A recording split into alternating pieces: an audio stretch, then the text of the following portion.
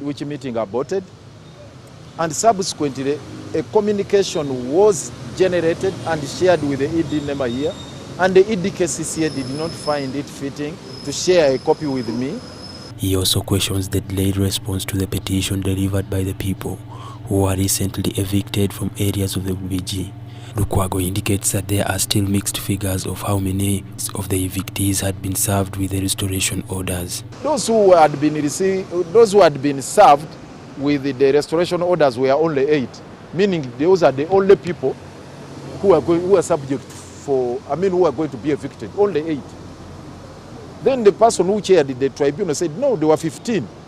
So we are not so sure. We are still verifying that how many people actually had been served with the restoration orders and were due for eviction. They were going to be evicted, in which case those were supposed to be given a right to a fair hearing. To iron out the underlying issues, the Lord Mayor says they ought in 2 weeks to constitute an Environment and Natural Resources Committee as prescribed under Section 27 and 28 of the NEMA Act 2019. We have given ourselves a task to constitute the committee, the City Environment and Natural Resources Committee, under the provisions of Section 27 and 28 of the NEMA Act 2019, within 1 week from today, and thereafter thrash out all these issues, iron out all these controversies, get to understand who was served with the restoration order and who was not served, who came to Rubiji before the promulgation of the 1995 Constitution and who came subsequent to that.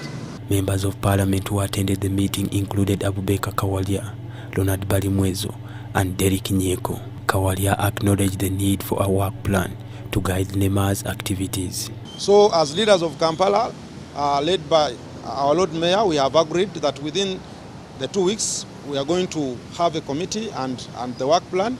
And another thing that we have realized, we've been getting rumors that KCCA compensated some people along the Rubiji channel, which most of us as leaders are not aware of. MPs Kawalia and Derek Nyeko also revealed that there were 29 billion Uganda shillings earmarked for the development of the Rubiji channel, but are shocked by the selective and uneven compensation of the affected people.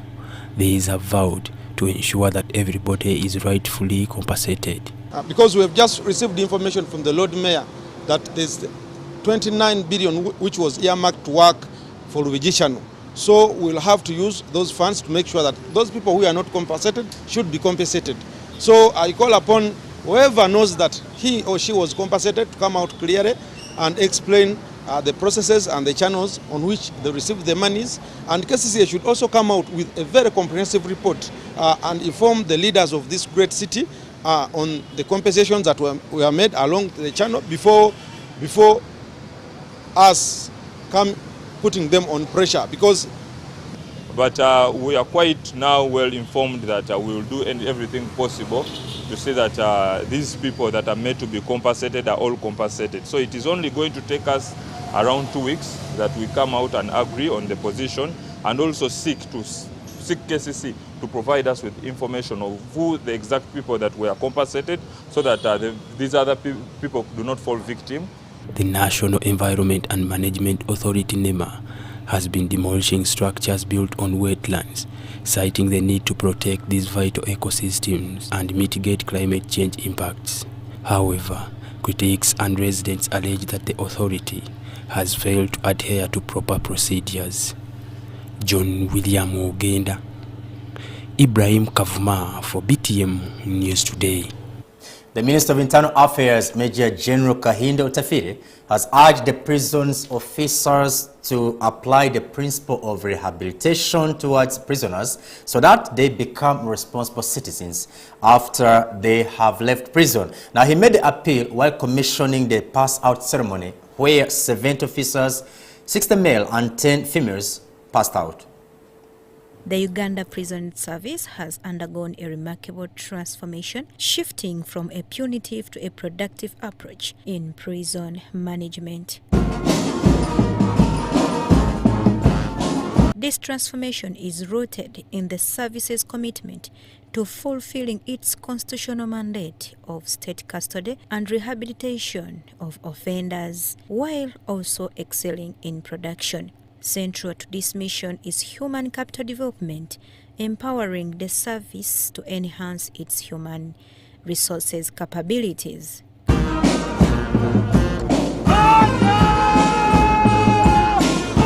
Today marked a significant milestone with the pass-out ceremony of 70 officers comprising 60 males and 10 females. Major General Kahinda Otafire, Minister for Internal Affairs, commissioned the ceremony, emphasizing the importance of applying rehabilitation principles to help prisoners become responsible citizens post-release. On this 20th day of September 2024, hereby commission and pass out 70 officers who have successfully completed the prison junior command and staff course. Service philosophy. While prisons are meant for punishment, our philosophy emphasizes rehabilitation. Here, when you are sent here by the courts of law, as a deterrent, it's the duty of the prison authorities to rehabilitate you and make you a useful citizen. Otafire stressed that prisoners are not born criminals and should be treated with dignity. Because personally, I believe nobody is born a criminal. Nobody is born a criminal. Engagement in crime is a result of the environment in which you are raised, the circumstances under which you grow up. If you grow up in a criminally inclined environment, and in the process of engagement, there is no guarantee that there will be harmony of thinking. When there is no harmony of thinking, don't strive to live asana. Otafire also addressed the distinction between armed and civil services. The CDOs go with manuals, and the police and prison service carry arms. The gun is not strong. The gun is not a shield. A gun is a lethal weapon. So those who carry weapons must be managed differently from those who do ordinary civil service jobs. Dr. Johnson Byabashaija, the Commissioner General, Uganda Prison Service, expressed gratitude to the President for the officers' promotion and salary enhancement. His Excellency the President, for the recent salary enhancement of prison officers. Well, Minister, you have seen the commissioned officers who are all smiles. They know with effect from today, they are going to be earning over 1 million shillings per month. However, he highlighted the pressing issue of prisoner congestion on remand, necessitating additional staffing. We are struggling to deal with this condition. Our current space is for 21,126 prisoners. So we are approaching 4 times the number. Is a recipe for transmission of contagious diseases, and more so, even transmission to the officers who work there in. It is a matter of serious consideration. Mary Centenary, the acting Commandant Assistant Commissioner of Prisons, spearheaded the course, praising the officers' discipline and resilience during academy stay. She encouraged them to utilize their acquired skills to positively impact prison units and communities. Completed the Junior Command and Staff course for commissioning and PP. And knowledge to lead with excellency, and I therefore charge you to use the skills to make a positive impact in your respective units and communities. The ceremony concluded with a decoration ceremony for the officers. I'm called Odele Moses, Principal Officer now. Principal Officer? Yes. I was a chief. I feel very good because now it puts me in a level of management. Yes, please. Yes. I encourage all of them to remain disciplined and focused and work harder. A prisoner in a cell is a prisoner. However, the one who is guarding him is more of a prisoner because the prisoner himself can sleep, but the one who is guarding him can never sleep because the prisoner might escape. Therefore, as they have graduated today, let's respect the work of prisoners or officers outside there because of the hard task and the services they render. After 8, the principal officers are the executive heads of all junior officers in the service. Currently, the Uganda Prison Service cares for 78,014 inmates, with 41,029 convicts, marking a significant increase from 39,794 in 2023. Serena Naguja, Kabuya, Israel, BTM News Today.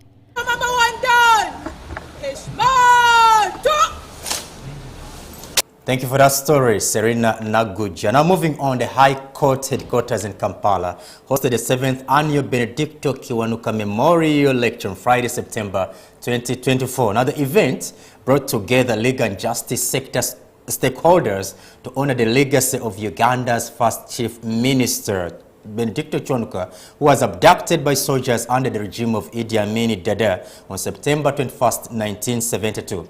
His remains up to now have never been recovered. Take a look.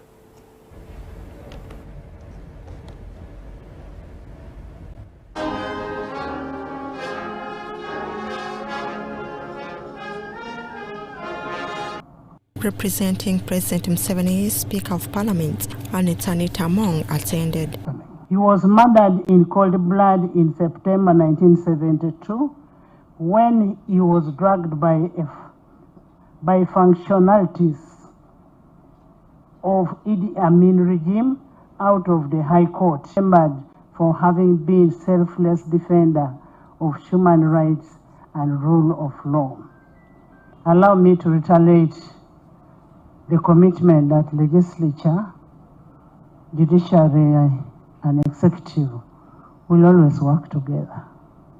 When we work together, not being controlled, it's not a remote control. We are collaborating with each other. Collaboration is one of the ways that we should be able to work for the good of this country. The lecturer's theme, promoting a people-centered approach to justice, was explored by keynote speaker Dr. Zahara Nampeho, a distinguished legal scholar from Mackay University School of Law. Each year, this event celebrates the contributions of Benedicto Kiwanuka to the rule of law and justice. Two retired judges, Justice Seth Manyondo and Justice James Ogola, have been honored with the Benedicto Kiwanuka Life Achievement Awards for their significant contributions to holding justice in Uganda. Central to our pursuit, at least this administration which I am privileged to head, is the issue of a people-centered justice, the issue of affording people true access to justice. We in the judiciary, at least the judiciary which is under my charge, will render justice in accordance with our constitutional mandate and the oath we take. That is very clear. In his opening remarks, Deputy Chief Justice Richard Butera emphasized the importance of honoring Chief Justice Kiwanka's legacy by adopting alternative dispute resolution methods to deliver timely and accessible justice to Uganda. But let me also say, and this comes up all the time, that the Chief Justice must not be seen in the company of the President of the country, in the company of the Speaker of Parliament. How else will then President? Why are people being tear gassed? Why is this happening? Josephine Mutesi Kemonyo, Btm News Today. Benedicto Kiwanuka there for you, Uganda's first chief minister.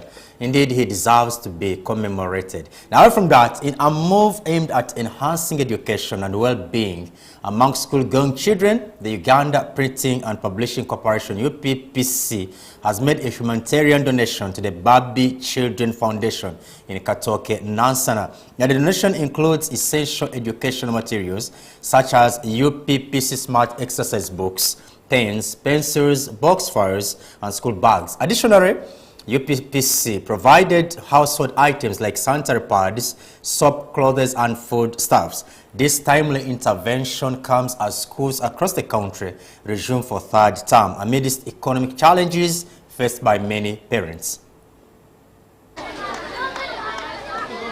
Speaking at the donation handover, Rebecca Nyakairu, the Public and Corporate Affairs Manager of UPPC, emphasized the corporation's commitment to social development and community well-being through giving back to the community, particularly in the areas that support education and child welfare.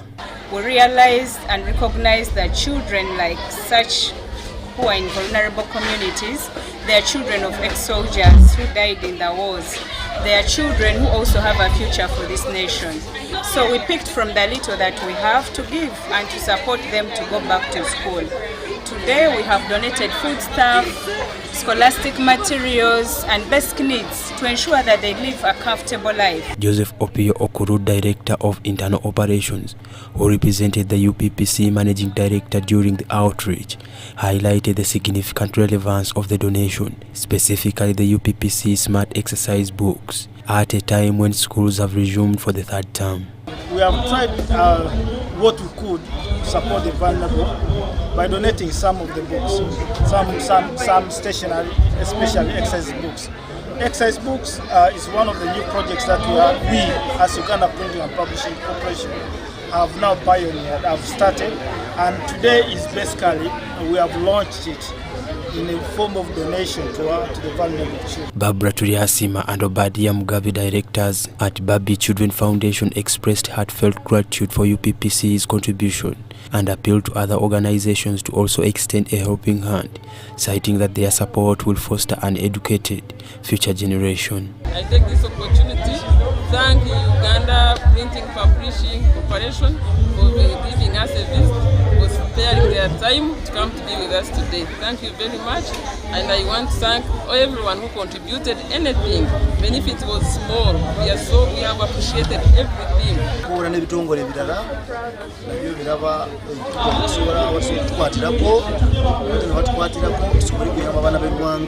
Education is the key. Tukigiriza abana uniform education, tumulebye skilling emyoga kusaba ebitongole byonna ebiyeyo all the MDAs. UPP's charitable efforts demonstrates its dedication to corporate social responsibility and commitment to Uganda's education development. John William Ogenda, Freddy Chris Chisawo for Btm News Today. Thank you for that wonderful gesture, UPPC. Now moving on, Major General Bob Ogiki, the Joint Staff Policy and Planning in the Uganda People's Defense Forces, has praised the UPDF legal team for its key contributions, including the development of the UPDF Establishment 2021 and the UPDF Amendment Bill 2024, as well as the establishment of land offices at the division level. Now, he also highlighted the growth of the legal office from just 5 officers in 1986 to a full battalion today. Major General Ogiki made these remarks while presiding over the handover ceremony of this Joint Staff Legal Services, where Brigadier Professor Godard Bosinje passed the baton to Brigadier General Moses Wandera at the Ministry of Defense and Veteran Affairs headquarters in Mbuya here in Kampala. Major General Bob Ogiki, Joint Staff Policy and Planning in the Uganda People's Defence Forces, UPDF, has praised the UPDF legal team for its key contributions, including the development of the UPDF Establishment 2021 and the UPDF Amendment Bill 2024, as well as the establishment of land offices at the division level. Thank you. Also highlighted the growth of the legal office from just 5 officers in 1986 to a full battalion. Major General Okidi underscored the positive impact of the UPDF's legal department in encouraging officers to write wills, which has reduced the burden on the Army when handling the estates of deceased officers. Where we are witnessing the handing over of office from General Godard, Professor Bosinje, and General Moses Wandera. So I want to thank you for your time with us in the UPDF. We thank you for your service. That has been very, very, very well documented with exemplary records. I think he has been one of the best Queen de la Queen generals we have had in the UPDF. He deserves a very big round of applause. He urged all UPDF personnel without wills to write them, noting death is a matter of fact and something we should all be prepared for. Major General Ogiki made these remarks while presiding over the handover ceremony of the Joint Staff Legal Services, where Brigadier General Professor Godard Bosinje passed the baton to Brigadier General Moses Wandera at the Ministry of Defense and Veteran Affairs headquarters in Mbuya. What we like to need to also apply ourselves on is the issue of wills. I remember we had that issue, people didn't have wills. With the provision that you can help us write our wills, very many people now have wills. We have less cases of people's demise causing issues in regards to sharing of their estates.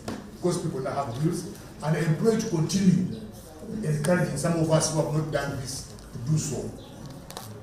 This is part of the area that we need to continue educating us, because death is a matter of fact, whether you want it or not. He commended Brigadier General Bosinje for his excellent service, particularly for keeping well-documented and preserved records during his tenure. Advising Brigadier General Wandera, Major General Ogiki emphasized the importance of developing subordinate staff for institutional growth, remarking, "A good leader is not for leading men, but for leading men for tomorrow." Your counsel and the guidance of managers. Don't go wasting your agenda. I know that when you've got the terms are different, we have to come with some bit of liquid. But if we come cry that we have no money, this is your home. This is where your umbilical cord is. In the event that we need your services, you can always come back. It's even provided for the law. And we can recall you to come and serve us as and when the need arises. But we don't need to go that extent. We can always quietly talk to you and help us. And to you, Moses, I wish you all the best. In his remarks, Brigadier General Professor Bosinje encouraged his successor to consult with colleagues. This should highlight them to the CJS, who is institutionally mandated to advise on the available possible solutions. That's my recommendation, just that.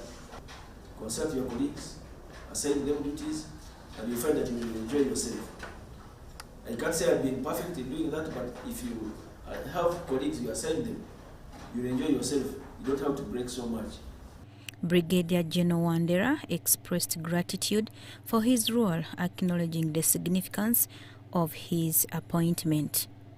First and foremost, for having promoted me to the rank of Btm, and more so for having considered me and appointed me the Joint Chief of Staff. He emphasized the importance of teamwork, transparency, and open communication, urging his staff to continue the cooperative spirit they shared with his predecessor. Overall advisors of the Commander-in-Chief. So, the issue is framed in such a manner for the presiding officer that acceptance of speech. Who am I? Ever since you shot to power, 1986, I now become the third Joint Staff Legal Services in the history of this country, in the history of the UPDF, the institution. Why not accept? The event was attended by notable senior officers, including Brigadier General Julius Simbaine, Brigadier General Robert Freeman Mugabe, Brigadier General Richard Tuka Chugura, and other officers from legal services. Serena Naguja, Herbert Mugabe for Btm News Today. Members of Parliament from Buhweju, one of Uganda's leading tea-growing districts, have asked the government to expedite the process of developing a policy on tea-growing business to save farmers who are dropping out of the business due to unstable prices. Now, Ephraim Biraro, MP Buhweju West, reveals that the tea farmers in western Uganda, notably in the districts of Buhweju, Chenjojo, Kabarole and Mitoma, out of despair, are destroying their tea gardens due to the falling and unstable tea prices. Take a look. Over the past year, farm gate prices have seen steep decline, dropping from around 500 Uganda shillings to current range of 130 to 300 Uganda shillings. This has left farmers with a paltry 30 shillings per kilogram, an amount insufficient to maintain their tea gardens, besides the profits. Ephraim Biraro, Member of Parliament for Buhweju West, brought the issue to the attention of Parliament, urging the government to provide updates on the long-promised tea policy. Busheni, Chenjojo, Kabarole, and Mitoma, Mr. Speaker, farmers are currently uprooting their tea gardens in despair. Biraro revealed that desperate tea farmers in western Uganda, particularly in Bushenyi, Chenjojo, Kabarole, and Mitoma districts, are destroying their tea gardens due to the unstable and falling prices. Mr. Speaker, in some government has on several occasions promised a tea policy and subsidy on farm inputs. My prayer to Mr. Speaker, can government update the tea farmers about the progress of subsidy on inputs, especially fertilizers, which are required this season? Francis Mwijuchi, Buhweju County lawmaker, emphasizes that the government must address the issue as the consequences of the tea farmers abandoning the business would ultimately be shouldered by the government, which had provided the seedlings to farmers in the first place. Thank you so much, Mr. Speaker. Mr. Speaker, you know government has been giving out seedlings to farmers. Buhweju is one district that has received seedlings from government, and so we have a lot of tea. And so when tea prices come down, government loses price. That the farmers are not getting money, the incomes are very low, but also the money they got in the procuring tea seedlings that were given to farmers. So I would like to ask government to take this matter seriously so that we see what we can do, because the tea industry is dying. Thank you. Thank you. In response, Minister for ICT Chris Bariomunsi acknowledges the challenges faced by farmers, stating that the cabinet has discussed various measures to address the issue. This matter was discussed extensively by the cabinet, and the number of measures were arrived at, some of which were reported on, like subsidy for fertilizers, which fertilizers will be given through key companies, and also supporting key companies, and also waiving off some taxes for tea companies. However, he notes that the tea industry's struggles are not unique to Uganda, but rather a global concern, and asked farmers to give government time to find a solution. I think giving time to government to come and give the report on how far government has gone in terms of addressing these issues. But the key issue is the global phenomenon which is affecting many other countries.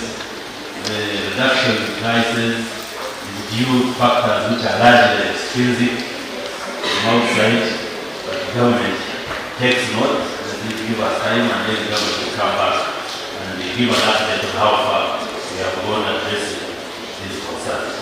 As the situation continues to unfold, tea farmers remain uncertain about their future, and the government's response will be crucial in determining the fate of Uganda's tea industry. John William Ogenda, Freddy Christie Sawo for Btm News Today. Moving on, the United Nations Office of Counter-Terrorism, in collaboration with the European Union and Uganda's National Counter-Terrorism Center, have concluded a 3-day workshop in Kampala. Now, Colonel Alex Tumushabe, the Director of Planning and Policy at the Uganda's National Terrorism Center, praised the workshop for offering valuable solutions and insights into effectiveness of current strategies.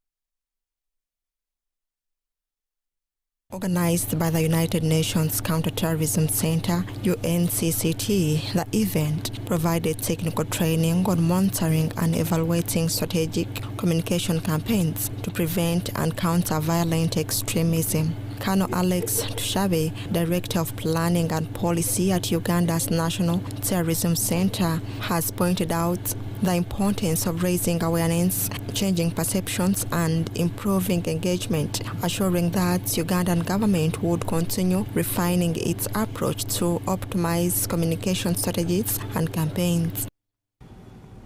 Ladies and gentlemen, once again, I am Colonel Alex Tumushabe, the Director of Policy and Plans, National Counterterrorism Center, Uganda.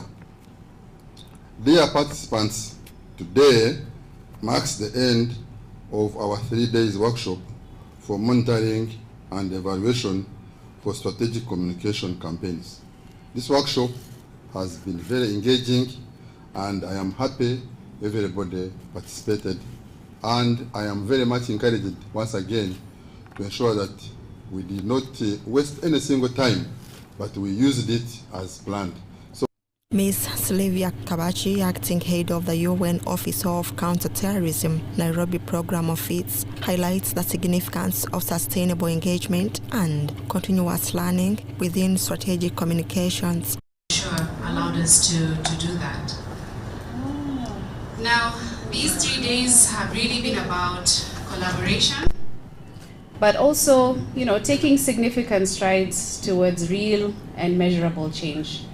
She reaffirmed the UN's commitment to supporting intelligence coordination and community-led government initiatives.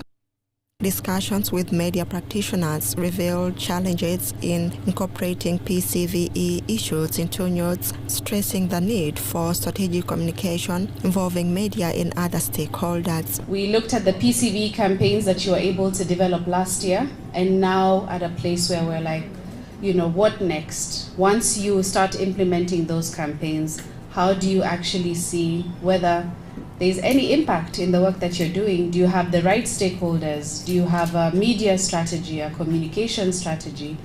And at the end of it all, where did you land? And how can you continue to improve and learn from all the data that Participants also raised concerns about the lack of government experts available for media engagement and bureaucratic hurdles within government communication processes. The workshop forms part of the broader project titled Strengthening Efforts to Prevent Violent Extremism and Enhance Human Rights Safeguards in Uganda, aimed at helping the Ugandan government prevent violent extremism and strengthen resilience against radicalization. Josephine Mutesi Kimunyo, Serena Naguja, Btm News Today. And it's the point in time in which we dive into our BTM Health segment.